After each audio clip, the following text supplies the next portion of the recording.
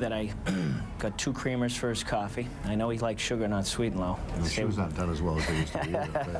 I'm close to the ground, so I could do his shoes. You know, it was really, without question, it was kind of the defining opportunity for me to be a head coach. You know, you look at opportunities, and sometimes you just presented them for some reason. I remember Tu Cahoon asking me, geez, you know, I was an assistant at Lowell at the time.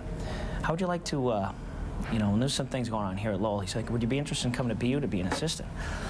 I was like, oh, I get beanpot tickets? I've never been. That'd be great. So you know, I said, absolutely. Knowing, you know, Tu Cahoon obviously is a great coach.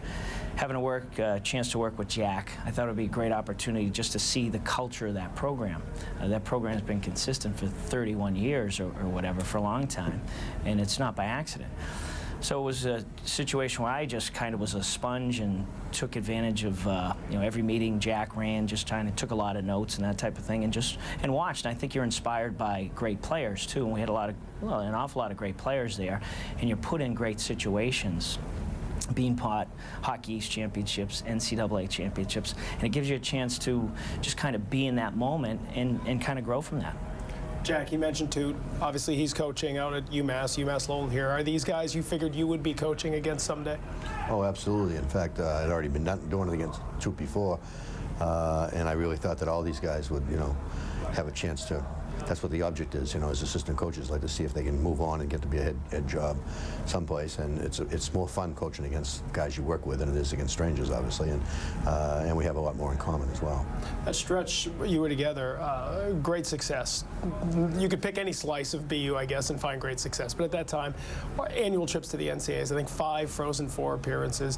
Blaise, just tell me a little about what that was like to go into each season knowing you had a great chance to contend on the national level. Well, I think, you know, it's your expectations too. I think, you know, BU has a storied history, and we expected at that time to always compete. You know, those were always our goals, and I'm sure they still are today for BU. And we were able to get some pretty good players in there, and you know, we get a good goalie every once in a while, and those things happen. And then it becomes a situation where, as an assistant coach and doing some recruiting, it becomes an awfully big, you know, giant to feed all the time.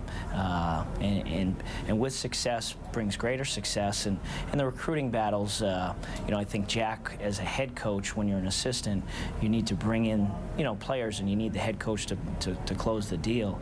And I knew once we got guys interested that once we got them on campus, it was a pretty easy close.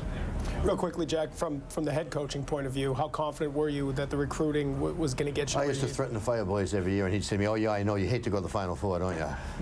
I was really confident in Toot and Blaise, and I think Toot was only there that 1 year, and then Blaise was moved up, and I thought he did a great job in recruiting, and he did a great job teaching us how to coach better too. It wasn't just the recruiting aspect. There was a lot of different things going on. We changed some of the things, the way we approached the game, and he really helped us in those areas. And he spent our money very well too. You know, he would buy all kinds of things, and we were much better dressed, equipment-wise. You know, you got to have this, Jack. You got to buy this rainwear here. You got to have this stuff. You got to get this Gore-Tex stuff here. He was good at running up the budget pretty good. It's a good legacy. Yeah, I try to continue that now. We need the economy to go.